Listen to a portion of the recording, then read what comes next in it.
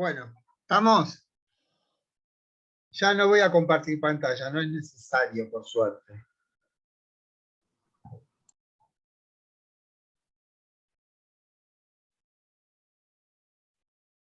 Bueno, se grabó bien, o sea que por lo menos la primera parte está correcta.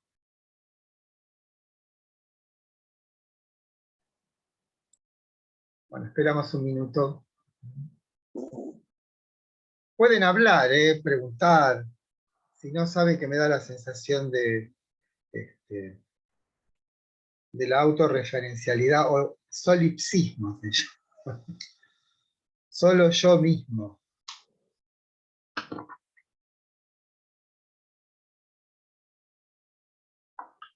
Bueno, ¿seguimos? Perdón que pregunte, ¿pueden hablar o no pueden hablar? Sí, profe, estamos acá. Bueno. No, porque como no me contestan, entonces... a ver. Bien. Estábamos entonces con esta cuestión de en todo caso, difusa noción de sujeto tal como nosotros lo entendemos.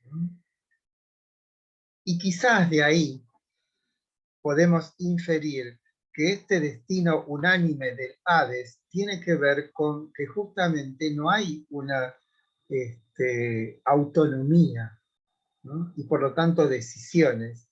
Y esto de que dice Parker de la raza de los mortales es una raza como inferior y que de un modo, aunque no lo merece por sus acciones, sino que su propia naturaleza lo lleva a ese orden de esa vida oscura, ¿no?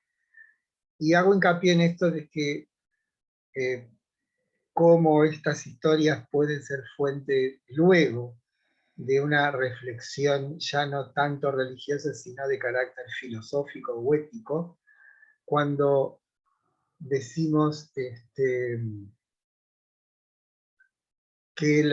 digamos, la inexistencia de la autonomía es como un signo de esta condición caída del hombre, pero que no hay, fíjense, lo que no hay en esta religión griega es la idea de una salvación. No son lo que después vamos a llamar religiones soteriológicas, ¿no? O sea, religiones de salvación. No hay salvación, no existe tal cosa, ¿no? Las religiones, digamos, los dioses nos acompañan, en general, podemos decir, con cierta eficacia en esta vida de acá. Después la otra ya no cuenta, no cuenta para ellos tampoco, ¿no? Podemos ver, por ejemplo, cómo ese carácter oscuro de esta religión, fíjense, cuanto más antiguas son las narraciones o los mitos, más hay un peso más fuerte de algo de la terribilidad de los dioses, como dice Colin, ¿no? Saben ustedes que el cielo y la tierra y Eros son las deidades primordiales. Fíjense que las deidades primordiales siempre están asociadas a fenómenos naturales, ¿no? El cielo, la tierra, ¿no? Y resulta que del encuentro del cielo y la tierra, o sea, de Ouranos y Gaia, surgían toda clase, o sea, una especie de creación indiscriminada. La cópula entre el cielo y la tierra producía ingentes cantidades de entidades de todo tipo. Entonces Cronos, que es el tiempo, entre paréntesis, lo castra a su padre, a Urano. Y el resultado de la castración, o sea, lo emasculado, lo arroja al mar, y de lo emasculado de Urano surge Afrodita. Habrán visto el cuadro, yo lo tengo ahí, de Botticelli, que se llama El nacimiento de Venus, que es el nacimiento de Afrodita, que surge del mar. De eso quiere decir el nombre, surgida de la espuma del mar. Y fíjense el arcaísmo de la sangre que va cayendo cuando va volando lo emasculado de Ouranos, nacen las erinias vengadoras, las furias de los romanos. Y el arcaísmo de estas deidades se expresa en la historia de Orestes. ¿Saben que Orestes es el hermano, el hijo de Agamenón y Clitemnestra? Sabe que cuando vuelve de la guerra de Troya, Clitemnestra junto a su amante Egisto asesinan a Agamenón, y Orestes, según el buen saber y entender de la época, mata a su madre. Pero nadie iba a condenarlo porque el crimen que había cometido Clitemnestra era como exigía esa pena. Pero fíjense que Clitemnestra se la tenía jurada a Agamenón porque él había sacrificado a su hija Ifigenia en Áulide, porque habían violado el recinto de Artemis, que, bueno, es una diosa brava, porque lo condenaba a que las naves no se movieran y le pide como sacrificio a la hija. Bien, todo eso es una serie de atrocidades, ¿no? Pero las erinias vengadoras, y ahí muestran su arcaísmo, persiguen implacablemente a Orestes. ¿Por qué? Porque no les importa si era legal o ilegal ajusticiar a la madre. El hecho para ellas es vertiste sangre de tu familia, y eso no se puede perdonar, ¿no? Bueno, ahí tienen ustedes cómo las deidades se agrupan, ¿no?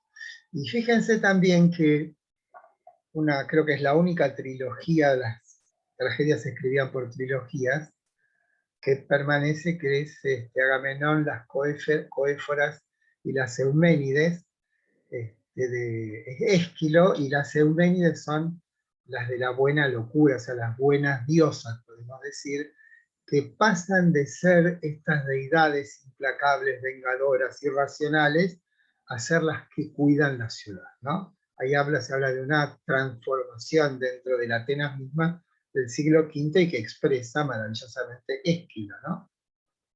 Yo los días les conté también que Ésquilo es el que escribe Los Persas, una tragedia que está situada en la corte persa, después de la batalla de Salamina y de Platea, como diciendo la guerra es terrible para todos, ¿no? Bien. ¿Qué más? ¿Cómo sería la manera entonces, qué palabra le deberíamos poner a esta manera que tenían los griegos de vivir o ser vividos por la divinidad? Y es la palabra asistencia, esa es la palabra que a mí me parece la más adecuada. Esto es, la asistencia de lo divino es la notificación de lo excelente en todas y cada una de las actividades humanas. De ahí podemos pensar que las divinidades griegas son la expresión de posibilidades humanas llevadas a la excelencia, ¿no? La excelencia se llama arete, ¿no? Esa es una palabra fundamental, porque después van a ver, como muchos piensan, que esa excelencia de lo divino se va a traducir en las ideas platónicas, que son las formas perfectas de todas las cosas. De ahí tienen otra noción fundamental en este mundo griego, que es esta idea de qué significa lo excelente. Lo excelente es lo excedente, lo que va más allá, ¿no? Entonces, por eso decía antes, esta nueva afirmación de algún modo se complementa con la anterior de cuando se experimenta algo que nos sobrepasa. Bien, eso que nos sobrepasa sí no es la excelencia, y en esos los dioses son excelentes, ¿no? En ese sentido. Ahora, además de todo esto, los dioses griegos no son omnipotentes. Si bien son inmortales y permanecen jóvenes siempre, hay como decíamos antes, una fuerza superior que ellos mismos desconocen, que es la Moira. O sea, realmente da para pensar muchísimo todo esto, ¿no?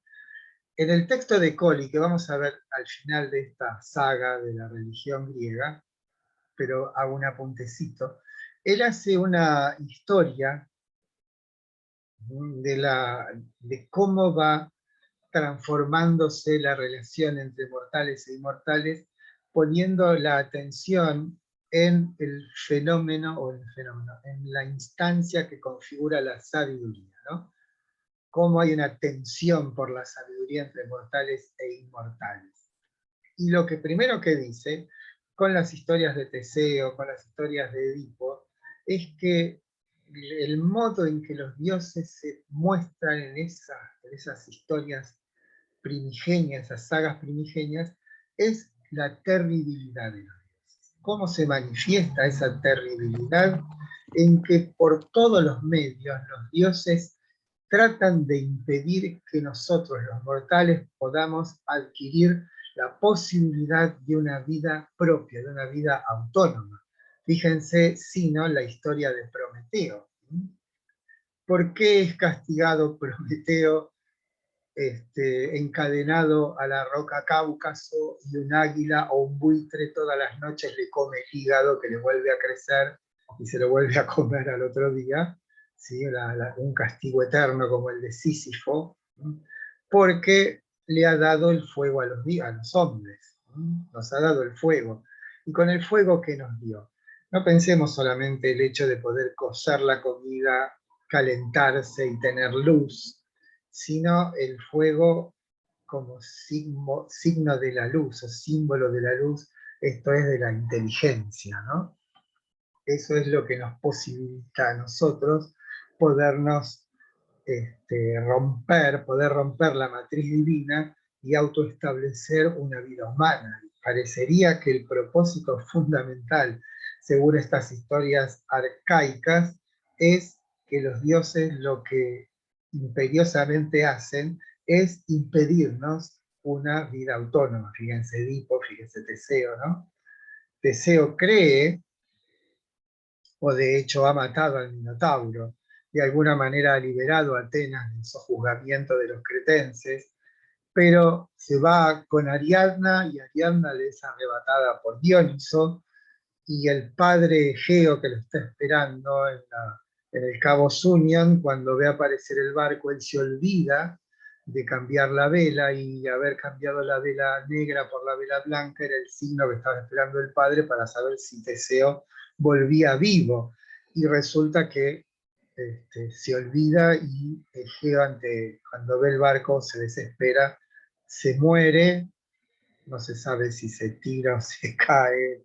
Bueno, por eso el mar se llama Egeo, entre otras cosas, ¿no?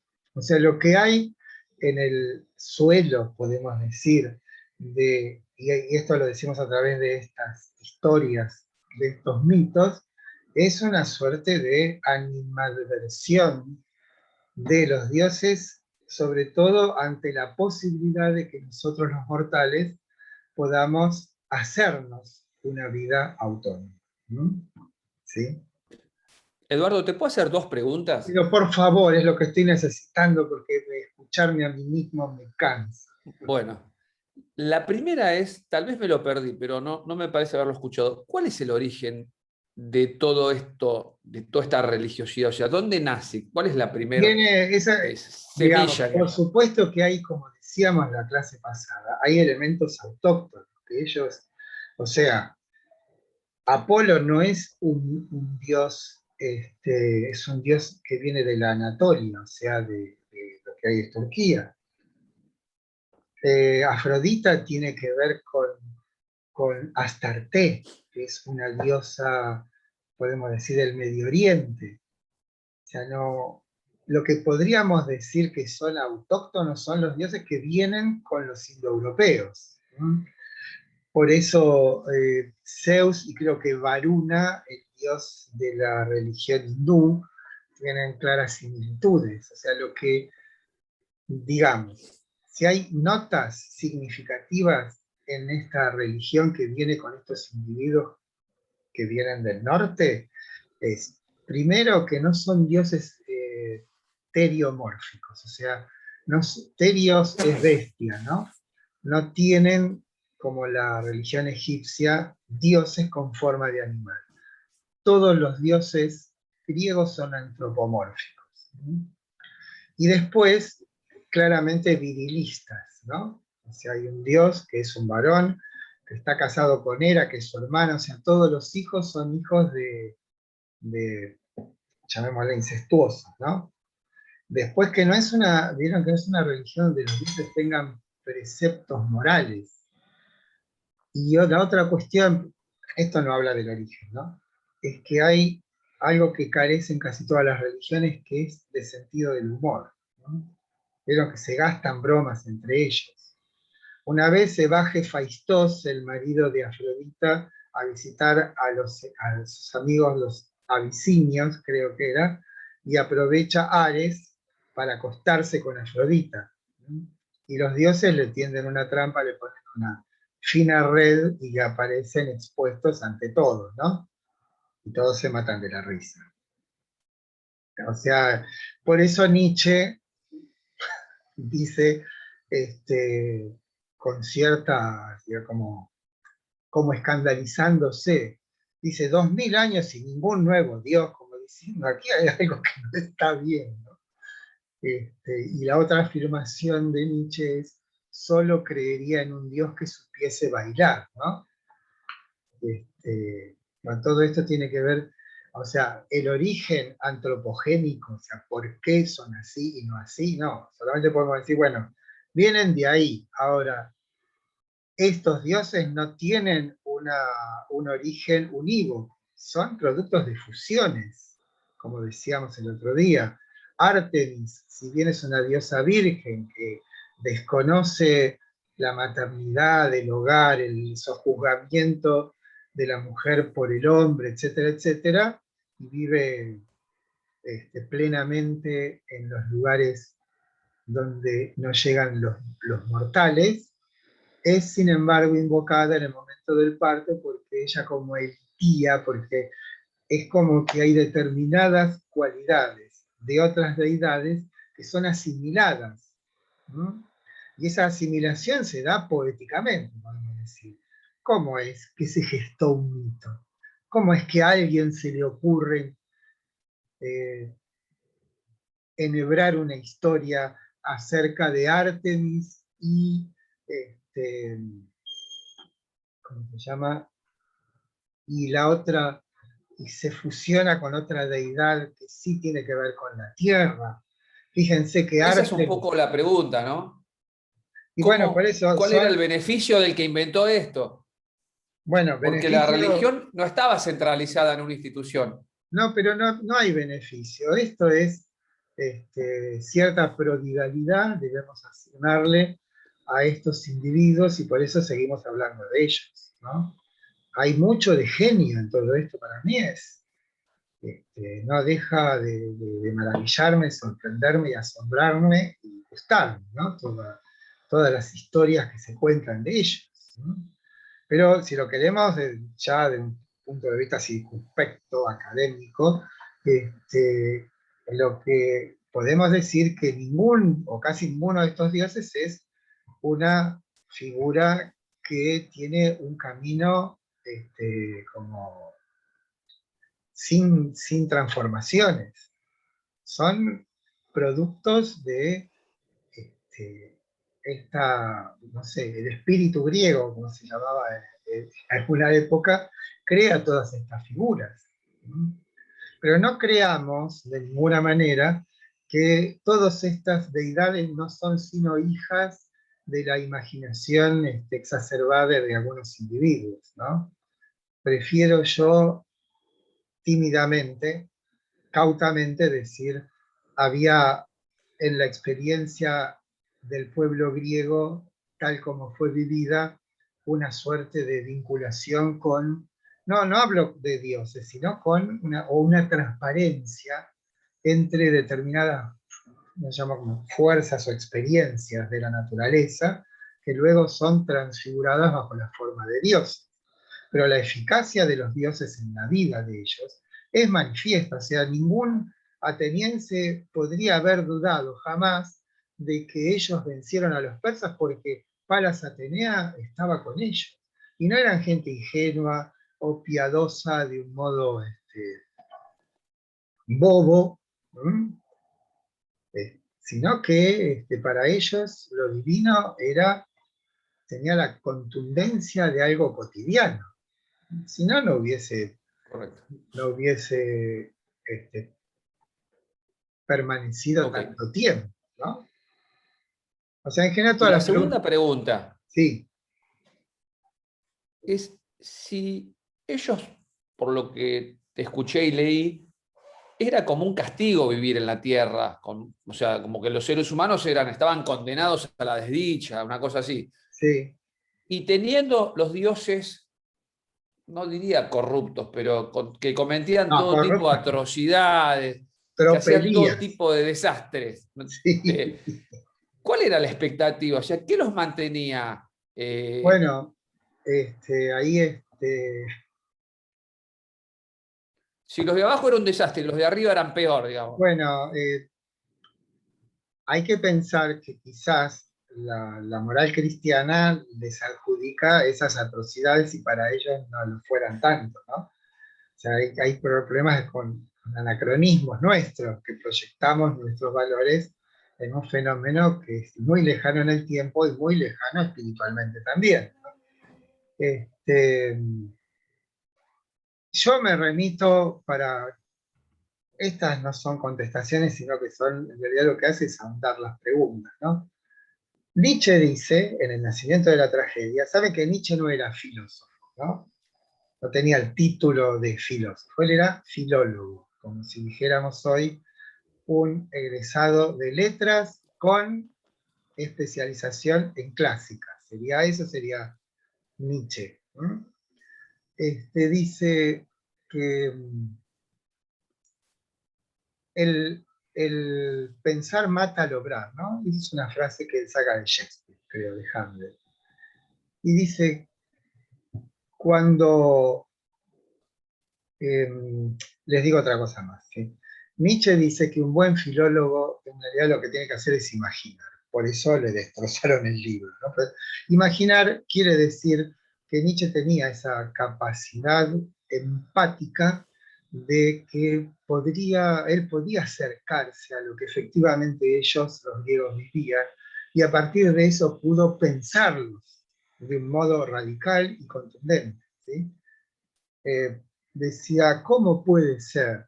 Dice que conociendo con tanta hondura y de un modo tan inmediato lo terrible de la existencia, entonces se enumera, vieron que ahí Nietzsche también lo cuenta, yo creo que es en Edipo en Colono, es una obra de Sófocles, el rey Midas. ¿Saben quién es el rey Midas? Ese que Borges cuenta en el poema de los dones, que dice, narra una historia griega, muere un dios, un rey entre fuentes y jardines.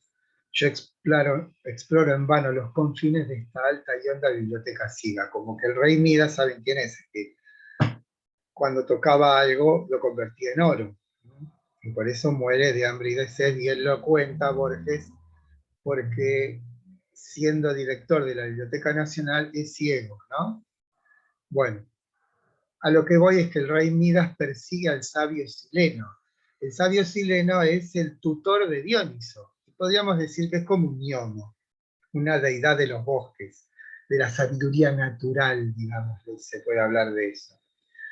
Entonces, cuando al final el rey Midas lo acorrala, el demón le dice, raza miserable de un día, lo mejor para ti es imposible, no ser, no haber nacido.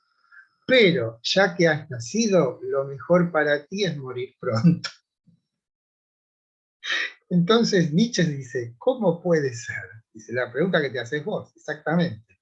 ¿Cómo puede ser que estos tipos, estos individuos, estos griegos, habiendo vivido de una manera tan intensa, y esto lo manifiesta en estas historias, lo fugaz y lo terrible de la existencia, sin embargo, hayan concebido, creado, vivido ese mundo resplandeciente de los olímpicos?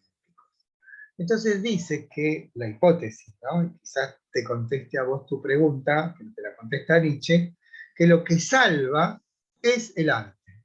Lo que salva a los griegos es el arte. Sin ninguna duda, el arte no el arte como nosotros lo entendemos, ¿eh? No hay galerías de arte, no hay museos de arte, sino simplemente subir a la Acrópolis y ver el Partenón, ver el edificio de las Cariátides, ver la tragedia, ver la belleza natural quizás, ¿sí? Bueno, eso es como una especie de bálsamo, si bien no da una salvación, expresa o manifiesta algo grandioso, algo que merece ser vivido, que es esto, digamos, ¿no? No sé si contesté, pero bueno, en realidad lo que yo puedo ayudar es que ustedes con estas palabras sigan pensando, buscando, encontrando respuestas. O sea, a mí personalmente, individualmente, no busco razones, sino que simplemente me dejo llevar por ver las estatuas griegas, ver los vasos griegos y todo eso, y decir, bueno, qué gente. La tragedia, ustedes, lo que, por ahí no tenemos tiempo, pero la clase que viene vamos a hablar del fenómeno dionisíaco y de su destino en el fenómeno trágico. Tragedia no quiere decir, o no tiene que ver con algo trágico. Creo que ya les dije, pero tragos en griego es el macho cabrío, el chivo. Y aoedia es canto, o sea, tragedia es el canto del macho cabrío. Y esto tiene que ver con el dios Dioniso, que tiene como epifanías animales al toro, la pantera y al macho cabrío. Todos animales que expresan la fuerza de la naturaleza. Quizás esto del canto del macho cabrío tenga que ver con que, siendo que la tragedia en sus orígenes estuvo en las celebraciones dionisíacas, se sacrificase un macho cabrío, no lo sé, pero el fenómeno trágico tiene que ver con todo esto, ¿no? O sea, yo cuento y pierdo toda la circunspección y me empiezan a surgir todas las historias extraordinarias de esta gente, pero a lo que voy es cómo ellos, fíjense un caso nomás, ¿no? Cómo esta creatividad espontánea, es decir, de aquellos que crearon los mitos, son de alguna manera un punto de referencia insoslayable para el pensamiento. La titanomaquia, ese maquia, ese sufijo quiere decir guerra, la guerra contra los titanes, ¿no? Es un episodio de la teogonía donde la guerra entre los titanes, deidades primordiales, y los olímpicos, Zeus los vence a los titanes, pero no los mata, sino que los hunde bajo la tierra. En una tragedia de Esquilo que se llama Prometeo encadenado, Zeus dice que teme el regreso de los titanes, porque, insisto, no los mató, los sumergió. Ahora, ¿saben ustedes que Perdona, Eduardo, sí, ¿qué características tenían los titanes? ¿Estaban por encima sí, de los dioses? no, estaban antes, eran las deidades originarias, pero no todos los titanes tienen, son los creados por el encuentro, creo yo, entre Urano y la Tierra.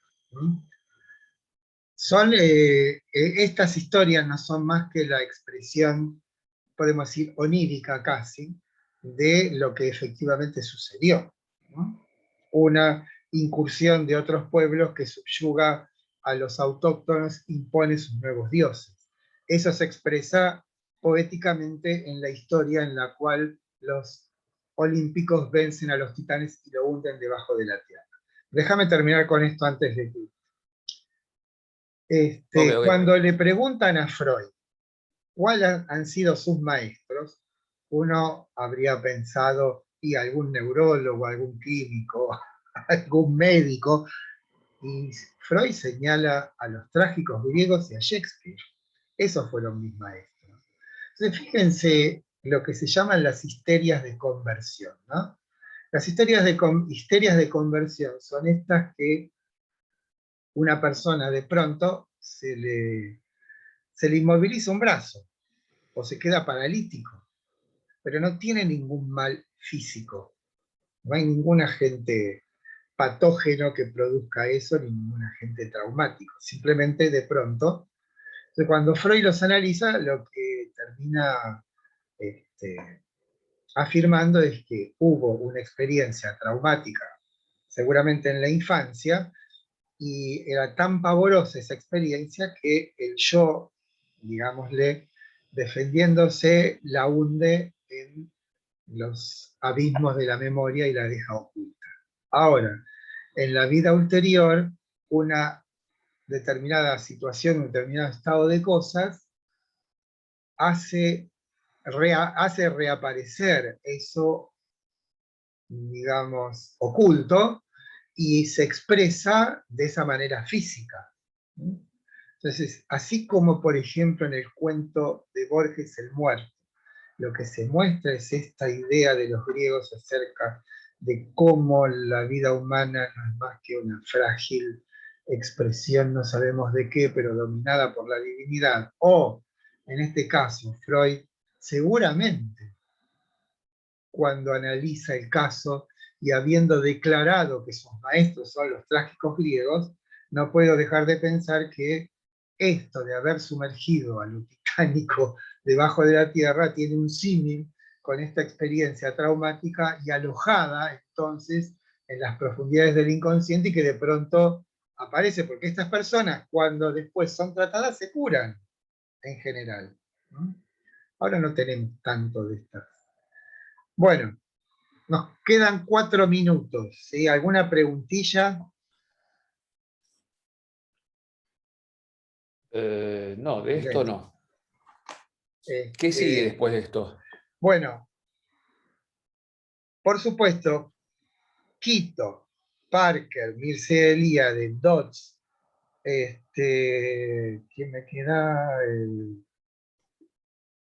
Rode, Bernard, entran para el primer ensayito que tienen que escribir. Si quieren, hablo un minuto de eso. De 5 a 10 páginas. No me pongan letra número 14, ni 5 de interlineado, 1,5 de interlineado, la letra tamaño 12, hoja A4, pero lo más importante es que no, primero no se desesperen. Hagan lo siguiente, lean los textos, fíchenlos, hagan fichas, ¿sí? Y después, cuando ya han hecho todas las fichas, lo único que hacen es enhebrarlas en un discurso coherente, sin faltas de ortografía, y respetando las normas de fichado. Así aprenden. ¿Cómo son las normas de fichado? Tienen la bibliografía al final. Las 5, de 5 a 10 páginas no incluyen la bibliografía ni la portada, ¿no? Tienen la bibliografía, ponen como se pone normalmente en las citas. Nombre de la obra. Autor, creo que viene editorial. Año, ¿sí? Y creo que el traductor en el caso de que se ponga. Entonces, cuando citan en el cuerpo del texto, ponen, no sé, Carpio, el año, coma, la página. No, el trabajo me lo mandan por mail, no somos 600, me lo mandan por mail, y ya les digo, cuando terminemos este primer tramo, que lo terminemos, no sé, la semana que viene, supongo, y lo tenemos, ya lo van escribiendo, lo pueden ir escribiendo, lo pueden ir fichando ahora. Y le ponemos, digamos, desde la última clase del tema, 2 semanas. Entonces, si terminan un viernes, 2 viernes para adelante, ¿sí? ¿Está claro? Sí, Díganme. perfecto. Sí, Bueno, O sea, letra 12 milímetros A4 con fichas, enviar yo por digo, mail y ya empezar a escribir. esto piensen que más que una cosa así horrible que yo les impongo, ¿no? Es para que aprendamos a trabajar, ¿sí? Esto no tiene ninguna pretensión de creación, ni tiene que decir algo genial, sino un trabajito ordenado, bien escrito, ¿sí? Donde muestren esta historia que yo les estoy contando, bueno, bien contadita, pero por ustedes. Por supuesto que pueden citar, pero citen, no se copien, no hagan lo que hace todos, ¿no? Estoy harto de poner ceros en exámenes copiados de internet. En este caso no, eso no son exámenes, así que no tienen ese peso, lo pueden hacer bien. No se pretende nada extraordinario, hagan un buen trabajo, prolijo, con las normas de citado, y que sea algo coherente, legible. Algo que alguien lo lee, que lo conozca, dice, me entero de algo. Hagan de cuenta de como que se lo tienen que mostrar a alguien que no sabe de esto. Bueno, entonces se lo cuentan. Bueno, menos de un minuto. Hasta el martes. Buen fin de semana. Y Gracias, Eduardo, igualmente. que los dioses los asistan Nos buenamente. acompañen. Eso. Bueno, chao.